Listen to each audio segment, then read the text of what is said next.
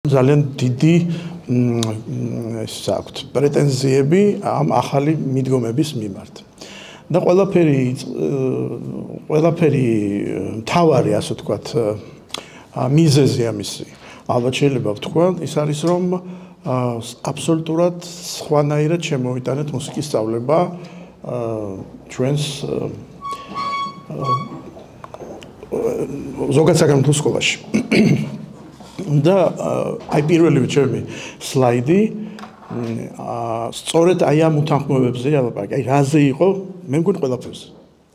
ესე იგი პირველი საქმის ზოგადი მიზნები ჯერ გაურკვეველია, იმიტომ რომ ძალიან ბევრი ადამიანი აკადემიური წრეებიდან ჯერ კიდევ ვერ დაადგინეს რა არის მუსიკა ზოგად საქართველოს სკოლაში. უნდა ითქვას, რომ საერთოდ ეს ესთეტიკური საგნები, ვიზუალური ხელოვნება, ახლა ამას ვიზუალური ხელოვნება ქვია და არა სახვითი ხელოვნება და მუსიკა ეს შედარებით ახალი საგანი. აქამდე საბჭოურ სკოლებში ისწავლებოდა სიმღერა და ხატვა და ისიც ისწავლებოდა მე-6 კლასამდე და აი ეს მიდგომა, რომ მუსიკა ეს არის სიმღერის გაკვეთილი და სახვითი ხელოვნება ეს არის, ანუ ვიზუალური ხელოვნება ეს არის ხატვის გაკვეთილი, აი ეს მიდგომა ჯერ კიდევ ვერ ამოვშალეთ და იმედა გითხრათ, რომ სწორედ ახალი სკოლის მოდელის პროექტი ძალიან დაგვეხმარა იმაში, რომ აი პირდაპირ გავსულიყავით მასწავლებელზე. იმიტომ რომ როდესაც შეიქმნა მესამე თაობის სასწავლო გეგმა მუსიკის საგანში, ასეთი იგნორირება ამ სასწავლო გეგმის, მე მგონი არცერთ საგანში არ იყო. ანუ აბსოლუტურად არ ითვალისწინებდნენ არაფერს, მეცაც გეტყვით, რაც კი სხვადასხვა ვიდრე დაიწყებოდა ეს ახალი სკოლის მოდელი, მუსიკის საგანში ჩვენ უკვე შევეცადეთ შემოგვეტანა ის პრინციპები, რომელიც მე ახალ მოდელში იყო შემოსული, ესე იგი ეს თემატური სწავლება, თემატური სწავლებას, რაღაც ცნებების შემოტანა და ასე შემდეგ, ხო? და ეს კონსტრუქტივისტული პრინციპები. მაგრამ ვერ გაუგეს ამ სახელმძღვანელოებს და სწავლიდნენ, ესე იგი გრიფირება კი გაიარა ამ სახელმძღვანელოებმა, მაგრამ ძველი სახელმძღვანელოებით ასწავლიდნენ მასწავლებლები, ანუ პროტესტის ნიშნით, თუ როგორც იყო. და მინდა გითხრათ, რომ დღესაც ასე გრძელდება ძალიან დიდი ნაწილი მასწავლებლების, ან საერთოდ არ იყენებს სახელმძღვანელოს, ან იყენებს აი ძველ სახელმძღვანელობს, რომელშიც სხვა ტიპის დავალებები იყო. ესე იგი, რატომ მოხდა ეს პრობლემა? უპირველეს ყოვლისა ის, რომ ისევ კიდევ ერთხელ ვამბობ, რომ კარგად არ არის ჩამოყალიბებული საგნის მიზნები. და ეს საგნის მიზნები მე ორად გამიჯნე, ესე იგი, ორი ასპექტი. ერთი ზოგადი მიზნებზეა და საგნის სპეციფიკის განსაზღვრული მიზნები კიდე. საქმე იმაშია, რომ მუსიკაში, როდესაც ჩვენ საუბრობთ პედაგოგებთან, აი ჩვენ ხშირად ვიწევს ხოლმე კომისიაში ყოფნა, როდესაც მასწავლებლის სკოლა უნდა აიყვანოს. ვეკითხებით ხოლმე, აი პირველი კითხვა ეს არის. თქვენ როგორ ფიქრობთ? თქვენ ხართ სპეციალისტები, თქვენ დაამთავრეთ სასწავლებელი, მუსიკალური სკოლა და თქვენ როგორ ფიქრობთ? აი ზოგად საგანმანათლებლო სკოლებში როგორ და რატომ უნდა ისწავლებოდეს მუსიკა და რა მიზნით უნდა ისწავლებოდეს? მინდა გითხრათ, რომ ბევრი იბნევა ამ კითხვას. პასუხს ვერ პოულობს.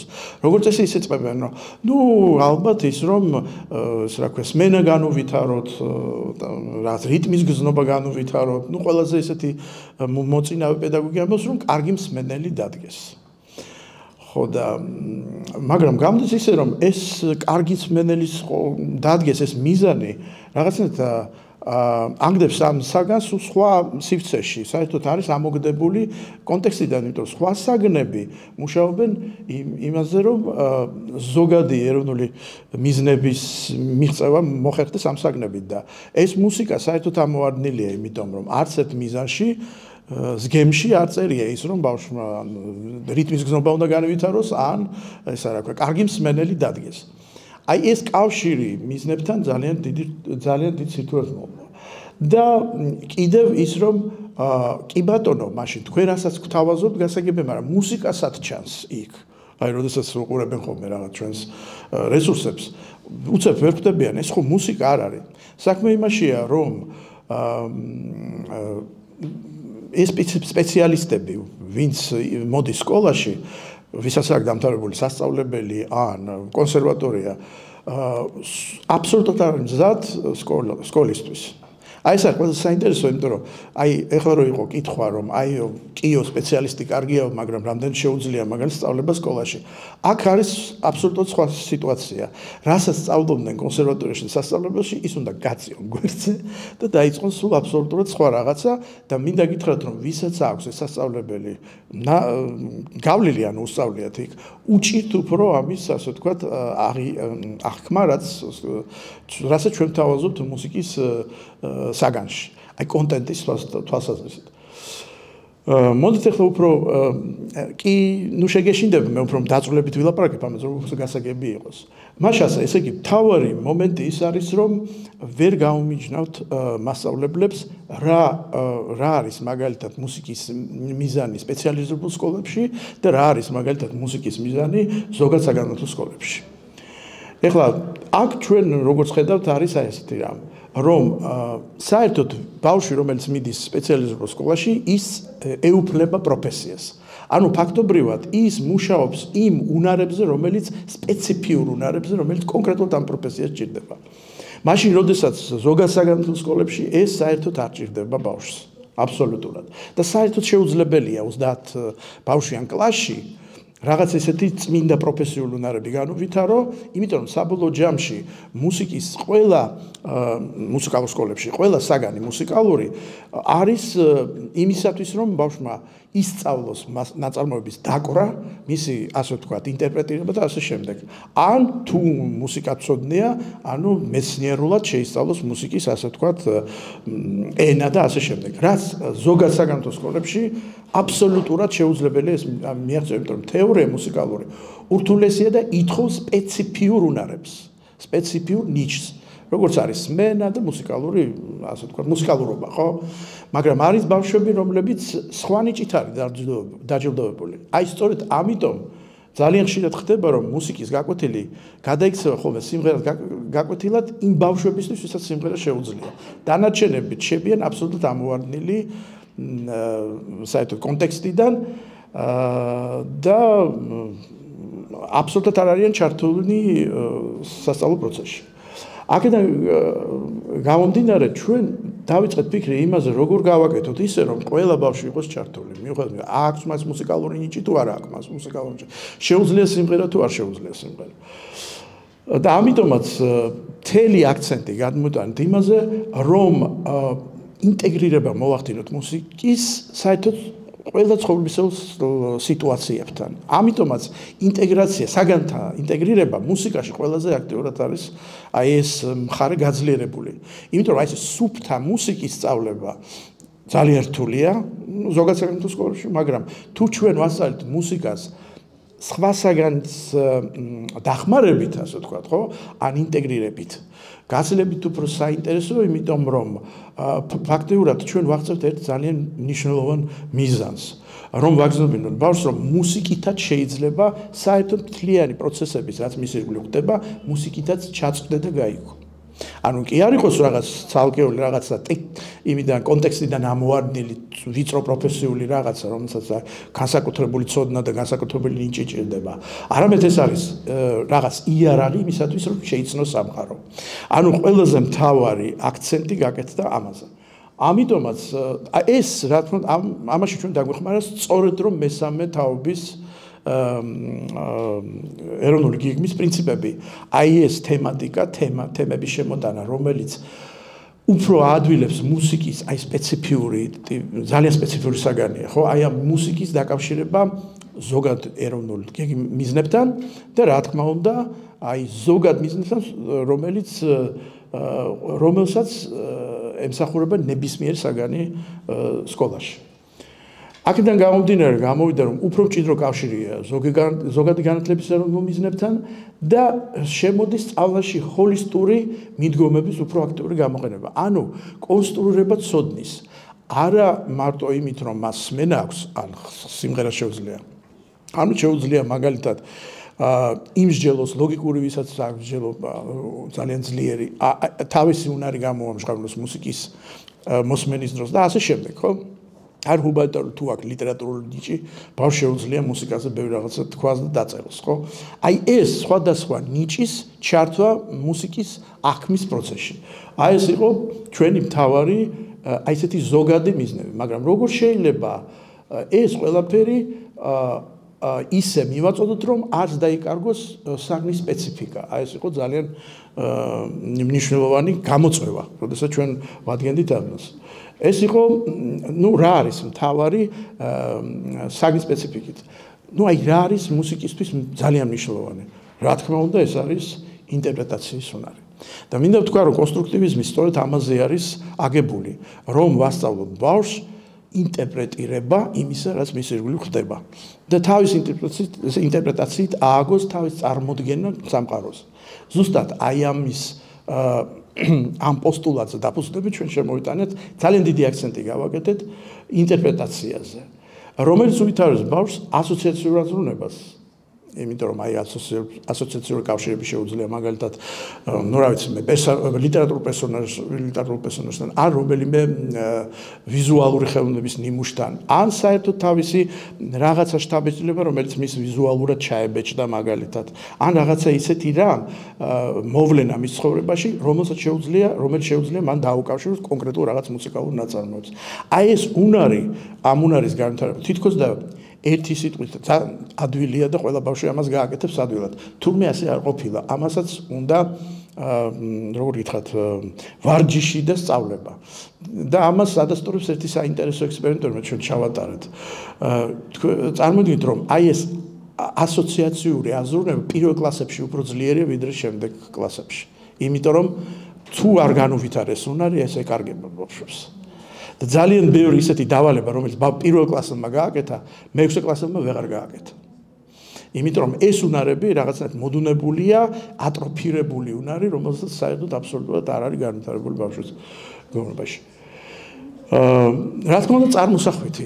წარმოსახვა ესეც ძალიან მნიშვნელოვანი უნარი, რომელიც დაჭირდება ნებისმიერ საქმეში. თუ იქნება ის მეცნიერი, თუ იქნება ის, რა ვიცი მე, ყველაფერი შეიძლება იყოს, თუ იქნება მხატვარი თუ ასე შემდეგ, ხო? და ცხოვრებისეულ გამოცდილებასთან დაკავშირება, რაც ძალიან მნიშვნელოვანია და რაც, რა თქმა უნდა, ყველა საგანში ეს აუცილებელიც არის. და ყველაზე მნიშვნელოვანი ბლოკი ეს არის ემოციური ინტელექტის განვითარება. სამწუხაროდ ძალიან ცოტა დრო აძლევენ აი ამ ემოციურ განვითარებას, ეთმობა სკოლაში აი ამ ემოციური ინტელექტის განვითარებას.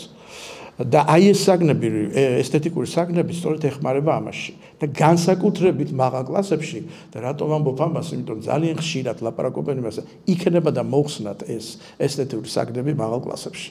რაღაც უნდა ეხლა მუსიკა და არა უნდა ეს ხატვა და მოდით როგორმე ეს ჩვენ გვიწევს ხოლმე წარმარა მტკიცება იმისა, რომ სწორედ ამ პერიოდში, როდესაც არის სერიოზული ცვლილებები, წმინდა ფიზიოლოგიური ცვლილებები, ეს ძალიან აწვება ბავშვის ფსიქიკას. და ძალიან ბევრი ბავშვი არის სტრესის მდგომარეობაში და არანაირი უნარი არ აქვს თავისი ემოციების და თავისი სტრესული მდგომარეობის მართვის. და აი ესეთი ტიპის საგნები, როგორც არის ხელოვნება და მუსიკა, ამაში შეიძლება რეალურად დაეხმაროს. და სწორედ ამ ხრივ ჩვენ გვაქვს ძალიან ბევრი რამე შემოტანილი სავარჯიშო აქტივობები, რომელიც ეხმარება ბავშვს აუხსნას საკუთარ თავს. რა ემოციები ეუფლება მას და საერთოდ რა არის ეს ემოცია, რომელიც მას ებადო და საიდან მოდის ეს ყველაფერი. ამიტომაც მუსიკის თვალსაზრისით ძალიან კარგი ასპარეზია ეს საშუალება, რომ ამაზე ვესაუბროთ. ხო, საგნის კონტენტი. აი ძალიან საინტერესო იყო ესეც მომენტი. აი რატო იყო რომ ძალიან ბევრი ადამიანი, ვისაც აქვს დამთავრებული უმაღლესი, ვთქვათ, სპეციალიზირებული კონსერვატორია და დიახ, ხო? აი იქ როგორც წესია კონტენტი სულ სხვანაირია. იქ ისწავლობენ რაღაცა იმას რა ქვია, კომპოზიტორების ბიოგრაფიას, ვინ რა დაწერა, ვის როგორი ის აქვს, რა ქვია, რა სტილი აქვს და ასე შემდეგ და ასე შემდეგ. უამრავი დრო იკარგება იმისათვის, რომ ბავშვი იმახსოვრებს უამრავ ინფორმაციას, რომელიც პრინციპში მუსიკასთან პირდაპირ კავშირში არ არის. მაგალითად, თუ ბავშვმა იცის, მაგალითად, რამდენი რამ დაწერა მოცარტმა, ეს არ ნიშნავს, რომ მოცარტის მუსიკა მას ესმის. ან თუ მას შეუძლია და ამიტომ ძალიან საინტერესოა რომ აი ბევრი ლაპარაკობდა რა გვინდა ჩვენ ცნება. მოდი დავარქვათ ამას თქვათ რა ქვია კომპეტენცია, ხო? ნუ აი ხა მაგალითად თუ ბავშვი გამოვიდა მეუბნება რომ შოპენი არის პოლონელი, დიდი პოლონელი კომპოზიტორი და მიეკუთვნება რომანტიკოსებს, ესეც კომპეტენციაა, მაგრამ ჭირდება მე ეს კომპეტენცია მუსიკაში, თუ მას ბავშვს არ შეუძლია ერთი წუთი მაინც მოусმინოს შოპენს. თქვათ, რა თქმა უნდა, ჩვენი საგნის მიზანი არ არის კლასიკური მუსიკის მოსმენა აუცილებლად, მაგრამ მუსიკის მოსმენა და ყურადღების კონცენტრირება ძალიან უჭირს ყურადღების კონცენტრირება უჭირს ბავშვებს. და აი ესეთი საგნები როგორც არის ვიზუალური ხელოვნება და მუსიკა ძალიან უვითარებს აი ამ კონცენტრირების და დეტალებზე დაკვირვების უნარსაც ძალიან მნიშვნელოვანია, იმიტომ რომ დეტალებზე თუ არ დაკვირდები, შეიძლება საერთოდ ვერ ამოიკითხო მუსიკა. და თუ შენ ვერ ამოიკითხავ მუსიკას, ემოციური უგებაც არ გექნება. ეს არის ძალიან მნიშვნელოვანი აქცენტი, რომელზედაც ჩვენ რაზედაც რა არის საბოლოო ჯამში ჩვენი გაგებით, როგორ შეიძლებოდა, რაზე შეიძლება დაყრდნობოდით ამ სიტუაციაში. ეს იყო სამი ასპექტი მუსიკალური, რომელიც სუფთა წმინდა მუსიკას არ ეხება. ეს არის მუსიკალური ფილოსოფია, ეს არის მუსიკალური სოციოლოგია და მუსიკალური ფსიქოლოგია. როგორ ვეხებით ამ ფორმებს და როგორ ჩნდება ეს ჩვენს აქტივობებში, მე ერთ-ერთ ჩვენ კომპლექსური დავალების მაგალითზე გიჩვენებთ, ხო? და აი ასეთი კუთხით სწავლება მუსიკის აღმოჩნდა სერიოზული გამოწვევა მასწავლებლის, იმიტომ რომ ჩვენ ასე არ გვასწავლიდნენ, პირველად რასაც მეუბნება პედაგოგი. არ გვასწავლიდნენ, რა ვქნა, მე ვიცი ძალიან კარგად მუსიკალური ნაწარმოები შემიძლია გაგირჩიოთ, მაგრამ აი ამას მე ვერ გავაკეთებ. ვერანაირად, იმიტომ რომ ეს არ მისწავლია. მეცად გეტყვით, აი ვკითხე ერთხელ მასწავლებელს ერთ-ერთს, რომელსაც უნდა სკოლაში მუშაობა, ესე დავსუკითხა, კარგით, ნუ ვერაფერზე ვერ მიპასუხა და მეკითხები. აი მოდით თქვენ, აი შეგიძლია თქვენ ბავშვებს გაუზიაროთ ის ნაწარმოებები, რომელიც თქვენ მოგწონთ და გიყვართ. დაასახელეთ ნებისმიერ, რომელიც გინდებათ. და მასწავლებელი მე, აი, მთვარის სონატა. ნუ კარგი, მთვარის სონატა. აი რას იზამ თქვენ, აი მოასმინეთ ამ ბავშვს, რა შეგიძლიათ მოყვეთ ამ მთვარის სონატაზე. გაჩერდა, ვერაფერი ვერ თქვა. კარგი, თქვენ ხო იცით რომ ცნებები არის აქ, მელოდია, ჰარმონია, ფორმა რაღაც. აი მელოდიაზე რა შეგიძლიათ თქვა? ვერაფერი ვერ თქვა. არა. ამ დროს არა, იმიტომ რომ ძალიან ბევრი ვიცი, რომელსაც ვეკითხები, ხო მითხარ. ან დაიწყებს რაღაცა რომ ამ ტონალობაში წერია და იქ რაღაცა და აბსოლუტურად ეს არის ჩინური ბავშვისთვის, რომელსაც საერთოდ არაფერი არის მის ესა, ხო? აი ესე რომ უშუალოდ გაუზიაროს თავისი ემოცია, რა ემოციებს ბადებს, რა ასოციაციებს იწვევს. აი ეს აბსოლუტურად არ შეეძლო. აი ეს უნარი არ ვითარდება, ამას არ აქცევენ ყურადღებას სპეციალიზებულ სკოლებში. არ აქცევენ. და ნუ რა თქმა უნდა შედეგები სწორედ ამაზეა. ის კი არა რომ ეს ხოდა იცოდეს ვინ არის ბეთჰოვენი და ვინ არის ბახი, ეს არ არის ჩვენი შედეგი.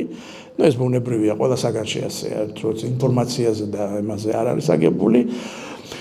მაგრამ შედეგები ძირითადად არის აი სწორედ ამას, რომ წარმოსახვითი უნარი განვითაროს და შეეძლოს ასოციაციური კავშირი გააბას, რა ემოციას დაუკავშირებს ეს ამ მელოდიას, ან რა მხატვრულ სახეს შეუძლია რა პერსონაჟს, ან რომელიმე ნაცნობ ადამიანს. მე მახსოვს ერთმა ბავშვმა თქვა, მე რო უსმენდიო ეხლაო სასაცილო იყო რაღაცა მოცარტის რაღაც ნაწარმოები და უიმე გამახსენდა, აი იცით რას გავსო, დედა და მამა რო ჩხუბობენ ხოლმე. იმიტომ რომ ბანი არის ხმა, ერთი და ზემოდან კიდე წვრილი ხმა ისა და მიდის რაღაც ძალიან აქტიური მომენტი, რომ თითქოს ერთმანეთს ეჭუბება კაცი და ქალი. ესეც ასოციაციური კავშირია, მაგრამ ეს თქვა პირველ კლასელმა. და უკვე უფროსებმა შეიძლება ეს შეეშინდა რო ეთქვა, ან რაღაცა ესეთი ის იყო უშუალოები არიან, მაგრამ აი რაიმე ასოციაციური კავშირი ვერაფრით ვერ გააკეთა, ვერ დაადგინა. ამიტომ შედეგებშიც აი ამაზე არის ძალიან დიდი აქცენტი გაკეთებული. ეხლა რაც შეიძლება მეთოდური საკითხები. პირველი რაც იყო მათთვის აბსოლუტურად შოკის მომგვრელი მასწავლებლებისთვის, რომ ტექსტები არ არის სახელმძღვანელოში. არის სულ რაღაც კითხვები, პასუხი, რაღაცა სავარჯიშო, რაღაცა, აბა მოусმინეთ და კითხვები. აბა რა უნდა ისწავლოს ბავშვმა, თუ ტექსტი არ არის, არ უნდა წაიკითხოს, არ უნდა ჩამაბაროს. ეს იყო აბსოლუტური შოკი. და მე როგორ შევაფასო ახლა მე აქ ჭორაობა დავიწყო ბავშვებთან იქ რაღაცა კითხვებია და ამათ უნდა მიპასუხონ და მე ლაპარაკობ მუსიკაზე და მე როგორ შევაფასებ ამას. და მე როგორ მივიყვან ამ კითხვა პასუხით რაღაც ოდნავ რომელიც მე დაეხმარება ბავშვს რაღაც კომპლექსური დავალების შესრულებაში. ეს იყო პირველი ასე ვთქვათ რეაქცია. რა თქმა უნდა ცნებები და შედეგები ეს იყო აბსოლუტურად უცნობი მასწავლებლებისთვის მინდა ვითხრა რომ ძალიან დიდი პროცენტი საერთოდ არის ცნობს არც ეროვნულ სასწავლო გეგმას და არც იმასაც ხდება ან როდესაც აბარებენ მაგალითად თუცა არის გასაუბრება ესა ზეპირად რაღაცებს მეტყვიან რომ აქ ცნებებს უნდა ვიმუშაო რაღაცა და როგორც კი ცოტა სხვანაირად დაუსვამ კითხვას დუმილი იმიტომ რომ ეს ყველაფერი გააზრებული არის ეს არის უბრალოდ შეზუსტებული რაღაც მზა ტექსტი რომელიც ფიქრობენ რომ უშველით მათ გასაუბრებაში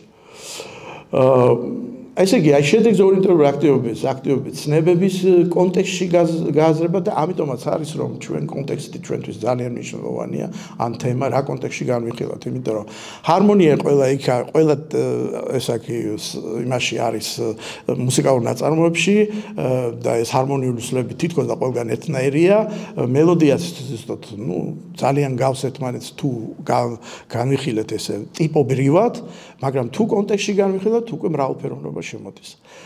და რა თქმა უნდა ამაზე შეუძლია ბავშვს მე იმჯელოს. ხო და რაც თავარია მრავალფეროვნება აქტივობის თვალსაზრისით, აი ტიპობრივი ესაც ასოციაციურ აზროვნებაზე არის, კრიტიკულ აზროვნებაზე არის და რაღაცა საკუთარი თავის მხატვრულად გამოხატვაზეც არის უამრავი აქტივობა, რომელიც ასრულებდა. და რაც თავარია ყველა მოსწავლეარი ჩართული. განსაკუთრებით მე მახსოვს ესეთი მომენტი იყო რომ ჩვენ გქონდა შეხვედრა მე-9 კლასელებთან ვიდრე დაიწყებოდა ეს რა ქვია ახალი სკოლის მოდელის პროექტი და იყო ესეთი შეხვედრა სხვადასხვა ექსპერტები ხვდებოდნენ მე-9 კლასელებს და მუსიკაზე მოვიდა მხოლოდ გოგოები და ვეკითხები და კი მაგრამ თქვენ ქალთა სკოლა ეს თუ რა ხდება აკრეტო არ ცალკე ის არის არა მასწავლებელო ესე იგი ბიჭები საერთოდ არ დადიან მუსიკაზე და საერთოდ თვლიან რომ ეს არაკაცური საქმეა ანუ ფაქტობრივად გამოდის რომ ნახა ესე იგი ბიჭები საერთოდ არ არიან ჩართული სასწავლო პროცესში რა და ვერაფერს ვერ შვება მასწავლებელი რომ დააინტერესოს ეს მოსწავლე რაღაც ანუ ბიჭი მოსწავლე ხო